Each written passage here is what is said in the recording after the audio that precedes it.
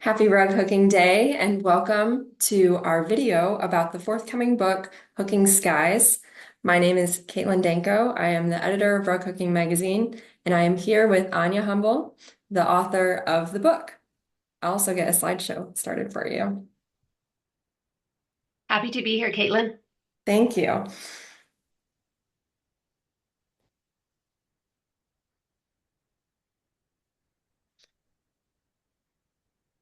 All right, here we have the cover of the book, Hooking Skies, the sky's the limit. And here we are, your speakers for this video. So before we jump into the rugs from the book that Áine has to share with us, I just want to ask a few questions to give people a sense of the inspiration behind this book and your hopes for readers. So what initially sparked the idea to put together a book about hooking skies? That's a great question. I'm going to go back a little bit to when I was about 10 years old, and a great uncle of mine passed away in Scotland. And when he died, my father inherited a lot of things from him, including this amazing blown up black and white photograph of a sunset that was taken in 1936 in the Isle of Skye in Scotland. And that photo, the frame photo, has always been the pride and joy of our family. And I knew that it would eventually go to one of my sisters. And, we all love that photo. And then in 2019 or maybe late 2018, I realized, you know what, I could hook that photo and have my own copy of it. And so I did, and it was quite an undertaking to hook this. It was quite a big rug in black and white, monochrome. And anyways, I hooked it, and that's what really sparked my interest in hooking skies. Um, Even though I now in retrospect, I realize that my very first rug I ever hooked had a sky, and my second rug that I did had a big sky with lots of circles in it. So I was drawn to skies in some way. Um, and then a couple years later, I was hooking another rug with a big sky, and I posted an in progress rug photo of it on social media. And a woman named Lucy Richard um, said, "Oh, I could tell it was Anya right away. I didn't even need to see her name because it was a big sky that she was working on, and it was hooked in small cut. I knew it was Anya." And so Lucy kind of put into my head this idea that maybe I had a thing for hooking skies. So she planted that seed in me, and I did find that I was often drawn to looking at what people had hooked for their skies. And then about a couple of years ago, as I was reflecting on the rug hooking books I had, I realized that although there were some books about hooking landscapes, there weren't any books specifically focusing on hooking skies. And I thought, surely there would be a lot of interest in this. I think it would be really helpful to people. It could be very powerful. It could be very inspiring for people to see a collection of skies all in one publication. So that's kind of a series of things that sparked my interest in examining hook skies. I think it's so funny that you didn't even realize that it was almost becoming your signature thing until someone else pointed that out to you. Yeah, and I think in turn she influenced me to make it more of my signature thing as well. Yeah. Well, in the process of putting this book together, you spoke to many rug hookers and collected this curated group of rugs to share with readers that show different types of skies. So through that process, what was something that you learned about hooking skies? Yeah, it was like taking this huge workshop on hooking skies, just putting this book together. I learned a lot, and I had over 200 submissions, and there are 140 in the book. And I think one thing that was really emphasized for me was that a sky really contributes a lot to telling a story in a rug and to adding some kind of emotional content to a rug. So it might be, happiness, peace, a sense of moving on, anger at injustices in some way, anticipating something. So I really got a great sense of the importance that the sky plays in telling a story. And there were a few people who talked specifically about that as well. And I'll give you a few examples of that.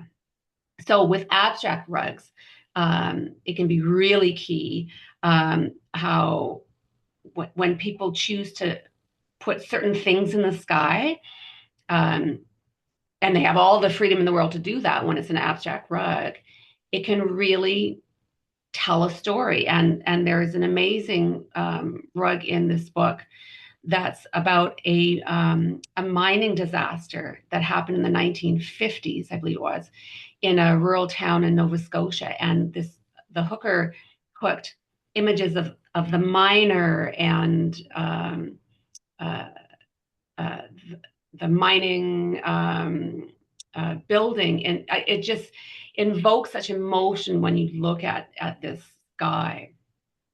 We have uh, sometimes people hook two different skies in their rugs. There's one rug in the book that's about the Underground Railroad of the 1800s, and she's telling the story of African Americans trying to escape from slavery and following the North Star at night to get to freedom. And she's got different skies in her rug. Some people will have different skies where part of the sky is calm and then part of it is stormy, and it's telling you that there's a storm coming or there's a storm that's leaving, and peaceful skies are on the horizon. Um, some people, one person hooked a purple sky deliberately to match the foreground of the rug, which showed this abandoned and neglected um, home. And he felt that if he didn't hook that kind of sky, a blue sky wouldn't really match the mood of the foreground. Um, what else? Like stormy skies with horizontally hooked pelts of rain to indicate or to accentuate the drama of a rescue at sea from a boat. That's another one that was hooked. Um, the way a person hooks the calmness of a sky around their home or around a cat hiding in a patch at night. They're just so beautiful, the kind of emotion that these skies invoke in the viewer and how they contribute to the story. Um, we also have skies that um, tell us stories about the environment, about environmental concerns, about climate change. We have rugs about pollution, about fires, about tornadoes, even how a person adds something to a rug, such as, or to a sky, such as a solitary bird in the sky, changes the whole feeling about the sky.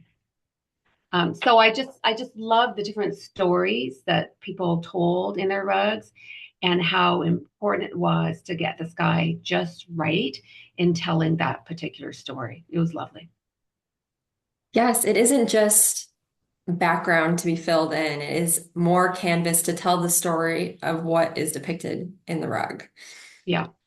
So for readers who are interested in buying your book or definitely already planning on it, what can they look forward to, and what would you hope that they would take away from reading through your book?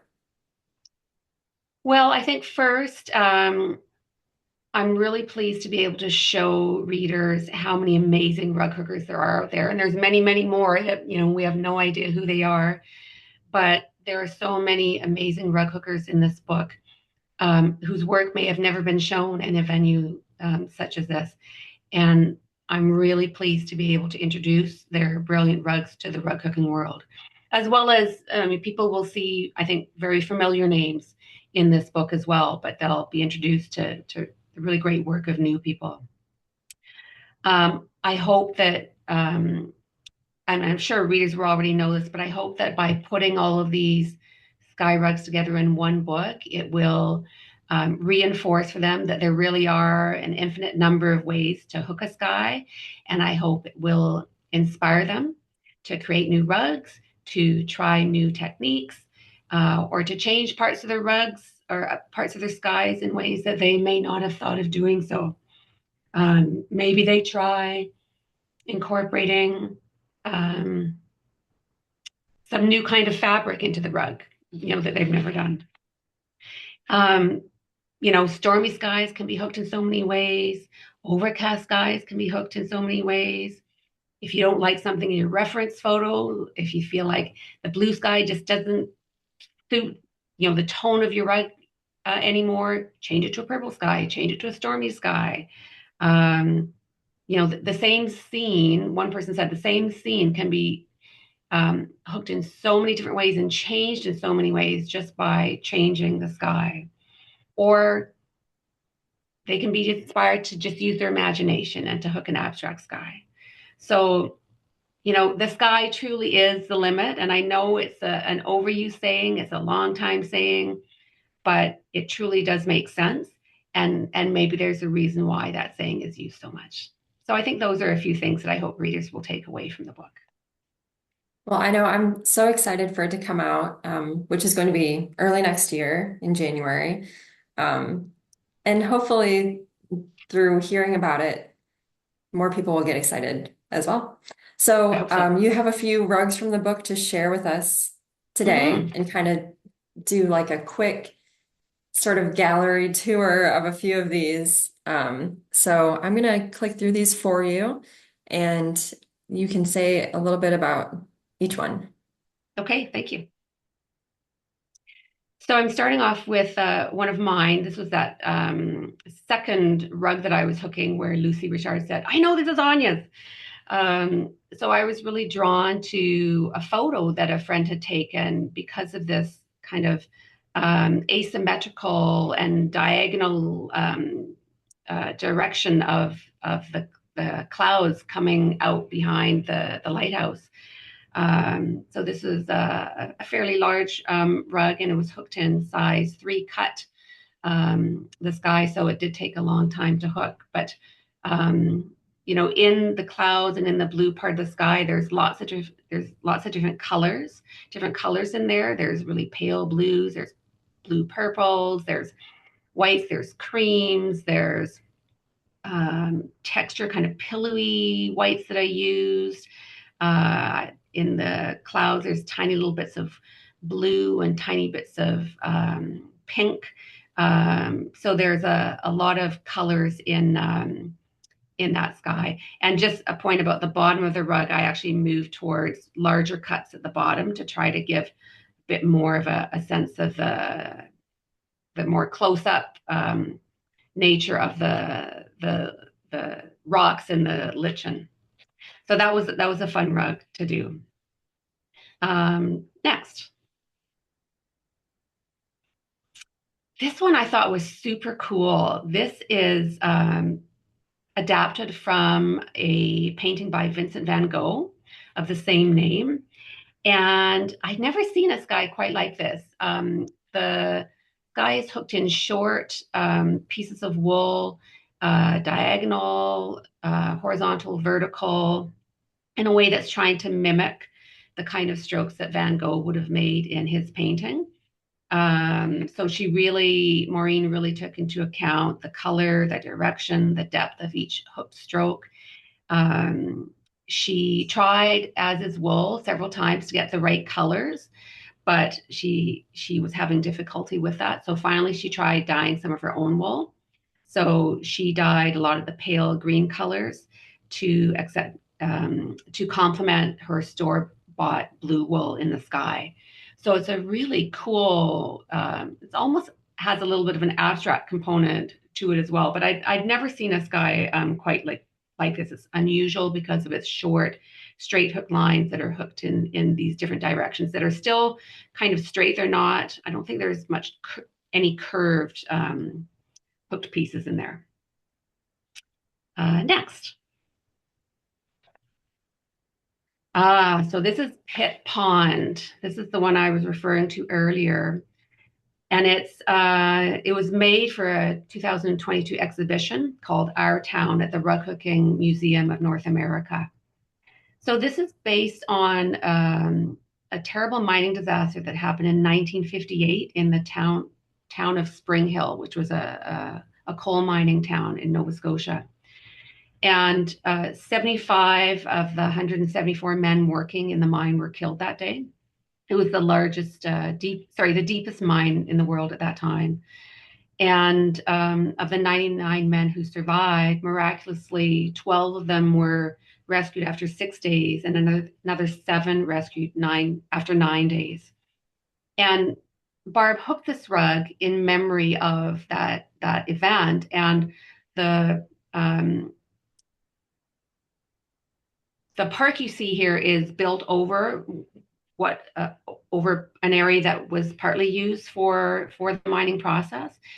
And you can see in the sky, she's hooked in a miner's head and a miner on the left and the mining building in the upper right. And it just invokes this real emotion in the reader about, the miners looking down at the town and seeing that the town has moved on and encouraging people to move on and grow from this terrible tragedy that happened several decades ago. So it was very emotional for Barb to work on this rug.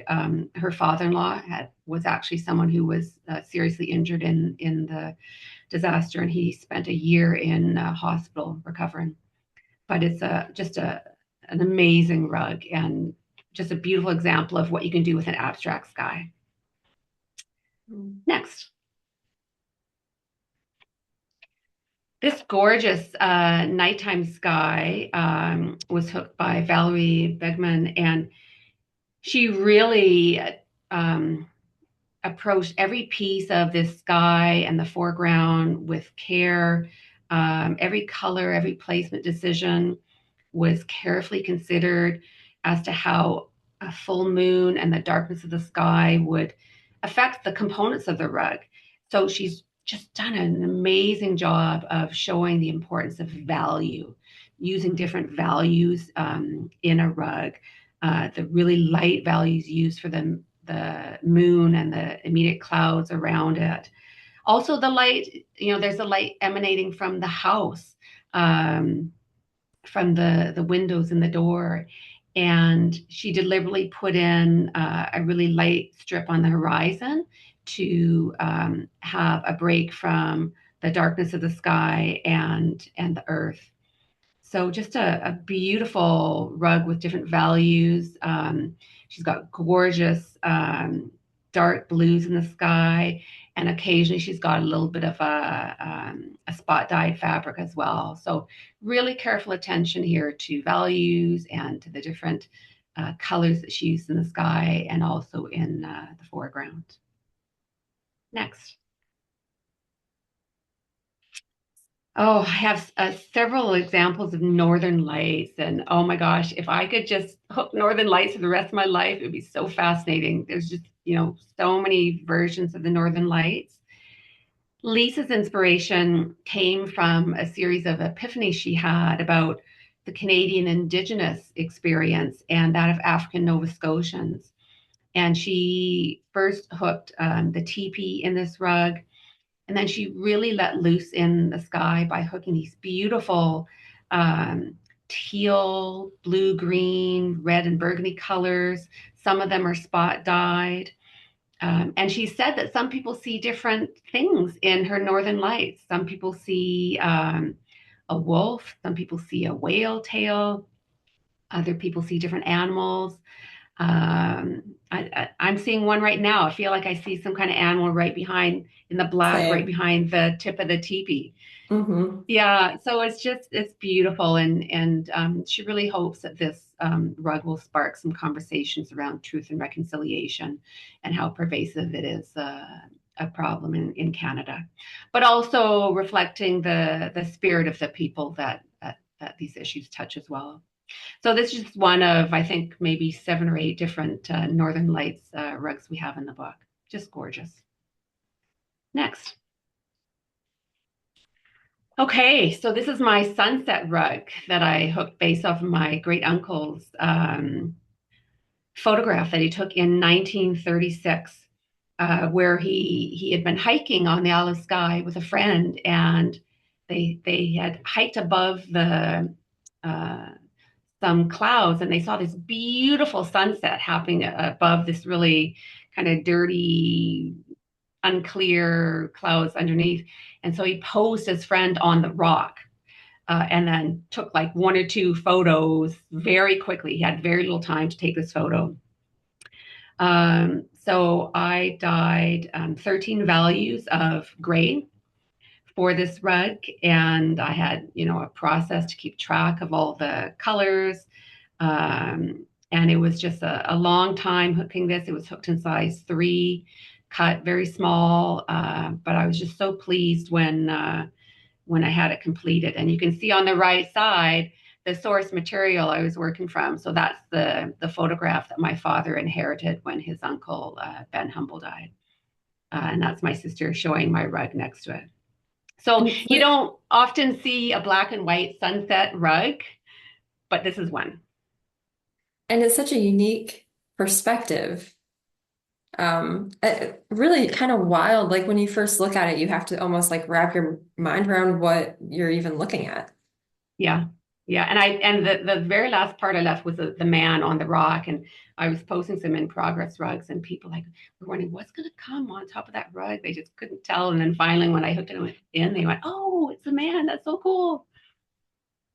All right, we'll go to the next sunset and sunrise rug.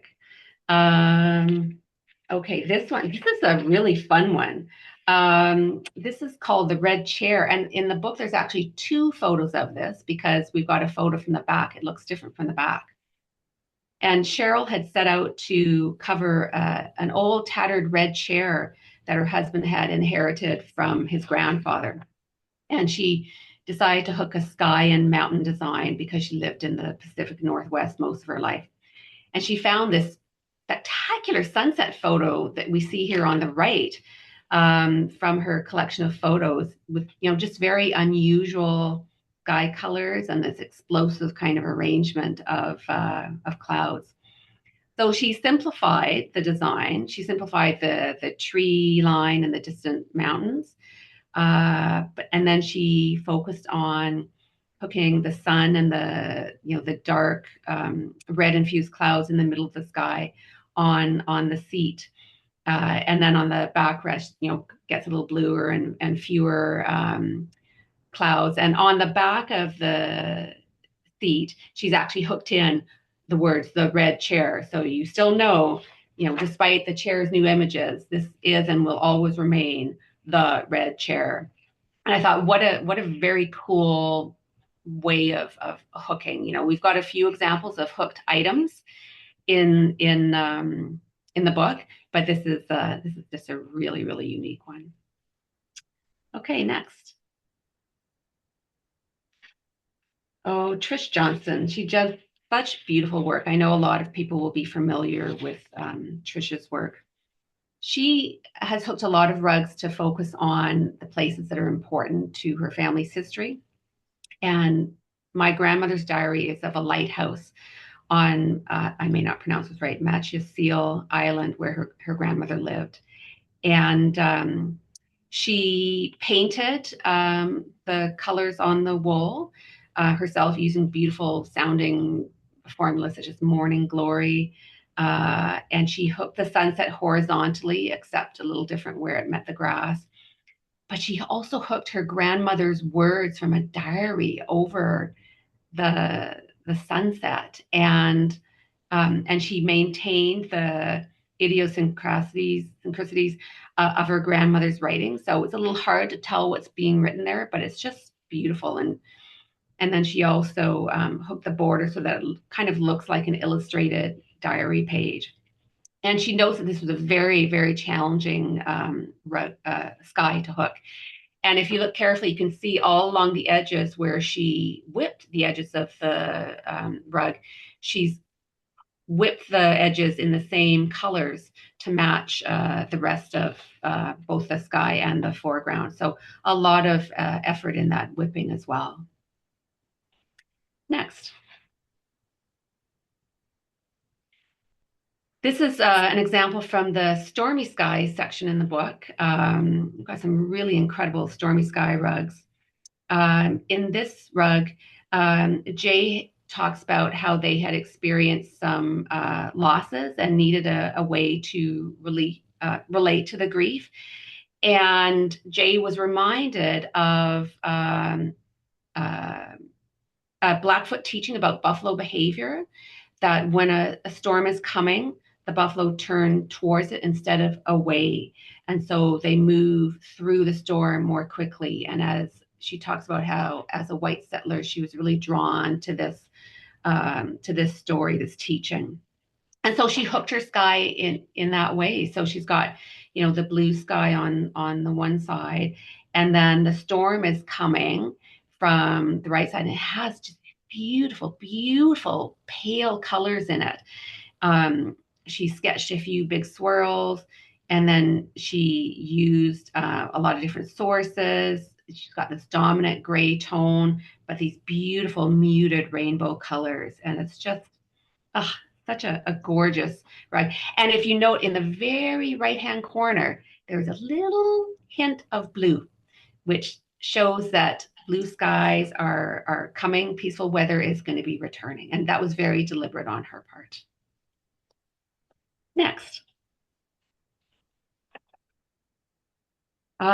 So this is from 2013. Some people may have seen this before. It's a beautiful, beautiful rug hooked by Grace Collette. And it's about, so this is a rug that really tells a story. This is actually representing, is a tribute to U.S. Coast Guards who rescued Grace's son during a ferocious storm off of the coast of Maine. So this is telling the story of her son's rescue. And, she has these beautiful gray clouds that are hooked, pretty well horizontally, and with a dark gray at the top and the light gray. You can see beautiful lighter gray on the tips of the clouds to show that texture, that depth. And then she's got those beautiful horizontal darker lines hooked to indicate, just to give a sense of, that pelting rain, the ferociousness of that storm. And then she's got, these beautiful colors of peach and rust added on the horizon line that separate the gray sky also from the gray water. And I've seen this rug in person. I could say more about the actual foreground as well, but I won't. It's just an amazing, amazing rug. Next. Now, I saw this rug at a library in Bridgewater, Nova Scotia, and I was thrilled when Sheila contacted me to potentially include it in the book. It's all about, environmental issues, pollution that's happening, and we have this amazing sky that then, leads into the water. We've got, these darker colors. The sky's not intended to be the star of this rug, but it's so integral to telling the story of this rug. She hooked it horizontally and very deliberately with strips of recycled wool fabric. Almost everything in here is hooked with recycled wool, and there's a lot of texture in the bottom right-hand corner with actual recycled elements as well. And the gannet is really interesting. It was needle felted, and it really gives you this sense of pulling the sky closer to your eye. So it's a very, very powerful rug. Next. This one is another rug that's inspired by the work of Van Gogh. Carla was really drawn to the soft colors in this Moulin de la Galette, 1886. And there are different versions of this particular building as well, but she chose one with very muted colors. Um, so she used a lot of blues, grays, and cream wool colors. It's hooked in quite large cuts, 8 and 8.5. Um, and I think, like a lot of people who have tried to hook Van Gogh, adapt Van Gogh paintings, she tried to follow the painting's lines and forms really closely at first. And then Janet Connor, who was her instructor, just really encouraged people to become a little bit more loose with how they were hooking, and to kind of incorporate their own feel into the rug. So you can see, the original painting on the left, and then Carla's version on the right, which is just gorgeous. It's such a gorgeous kind of overcast. This would be an overcast sky. Next. Okay, this is the last one I'm going to show you. This is an example from the deep space category. Beth adapted this rug from a photo that was created by 4 NASA observatories. And she hooked it for her husband, who is really into space and space travel. But it was really out of her comfort zone, especially hooking with sparkly fabric, which was, she found this beautiful black with a lot of sparkles in it for the background. So she she hooked the I think this is a nebula first, and then had quite a bit of background to hook in afterwards. And it was hooked mainly in straight lines because she really wanted the other elements of the galaxy to really pop.